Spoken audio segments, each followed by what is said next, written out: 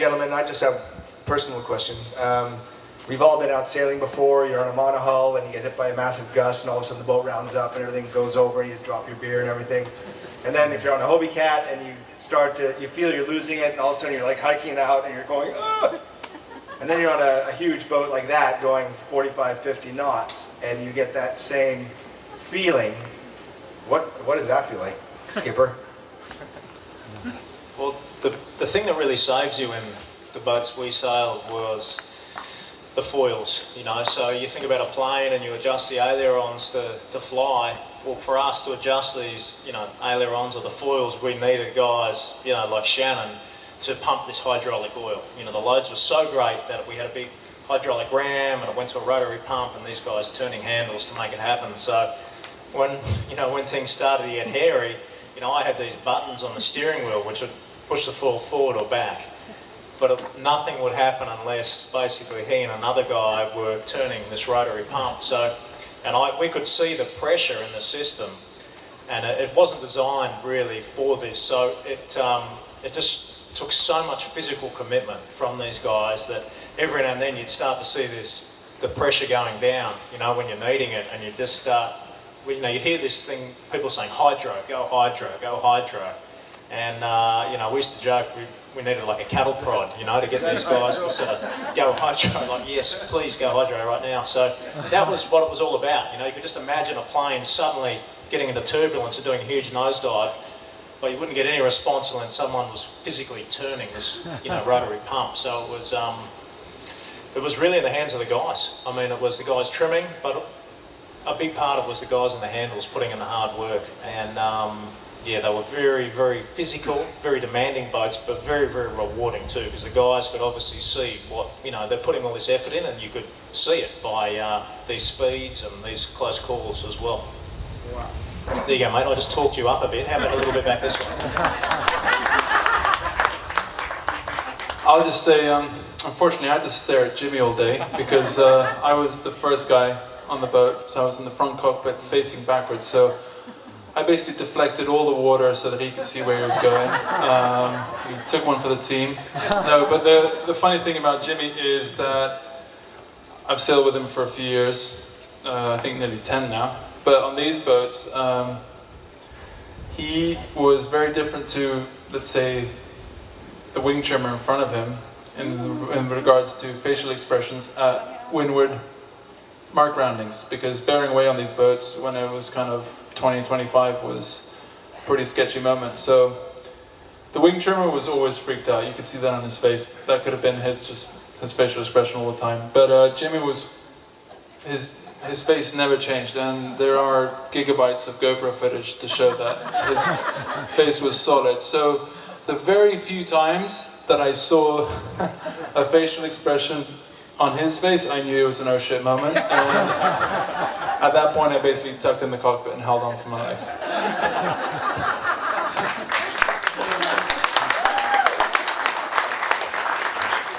Okay, well, I mean, that was the question. That's awesome. That kind of fully defines what I thought was happening, so wow. Maybe one more question, and I think everyone probably wants to have a snack. That guy wants to have a snack. Yes. Anyone else? Yes.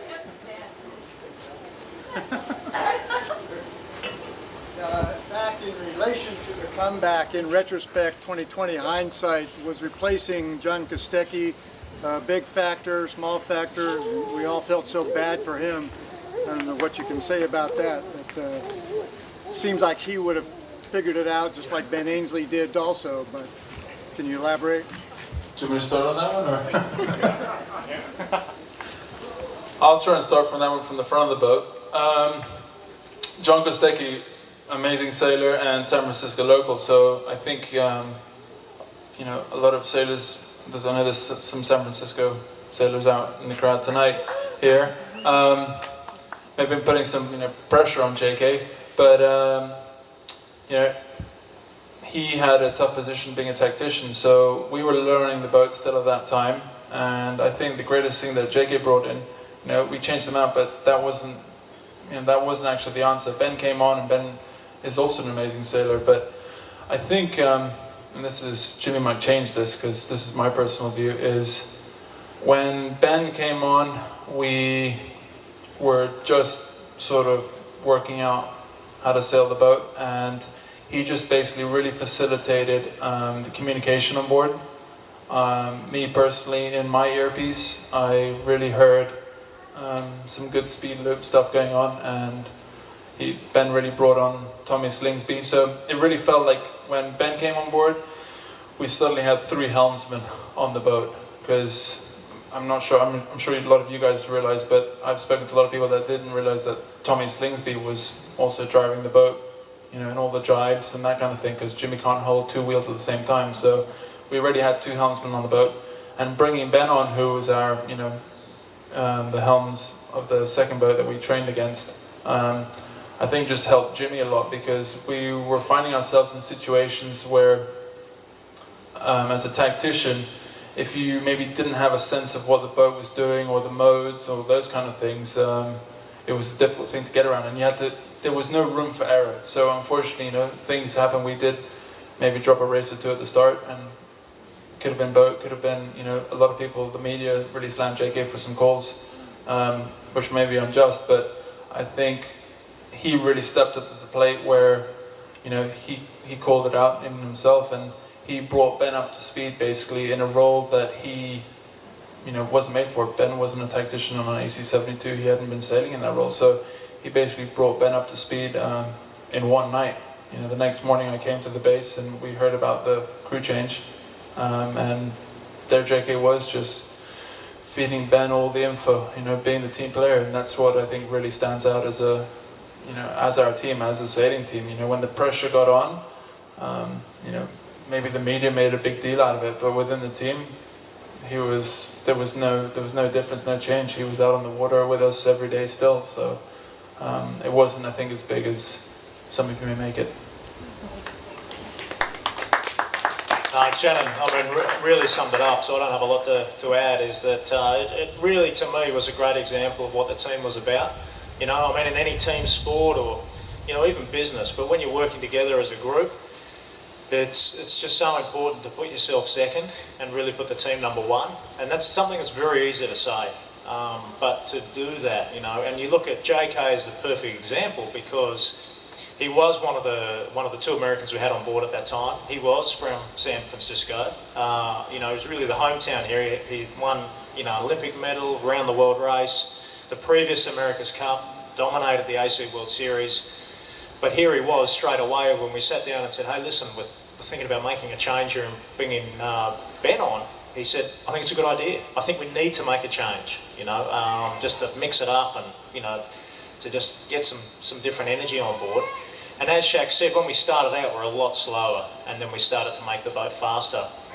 But there you go, someone that really has, you know, he's a hometown hero, and he's saying, well, I think it's a good idea, let's bring Ben on. And okay, as soon as we'd spoke to him, he went straight over to Ben and started to bring him up to speed with the software on board and, you know, what goes on, etc., etc. So it was a great thing, I think, for the team to see, you know, someone reacting that way, when you wouldn't have held anything against them or blamed them if they'd reacted, you know, in another way, being so competitive. But that was just a good example of, well, the team's number one, and I want to be part of a winning team. So, you know, that was great, and that just goes to, you know, to show what sort of a guy he is. But there's no question, I mean, when you've got John Kostecki, Ben Ainsley, guys like that to choose from, I mean, you're not in a bad place. It's you're pretty fortunate.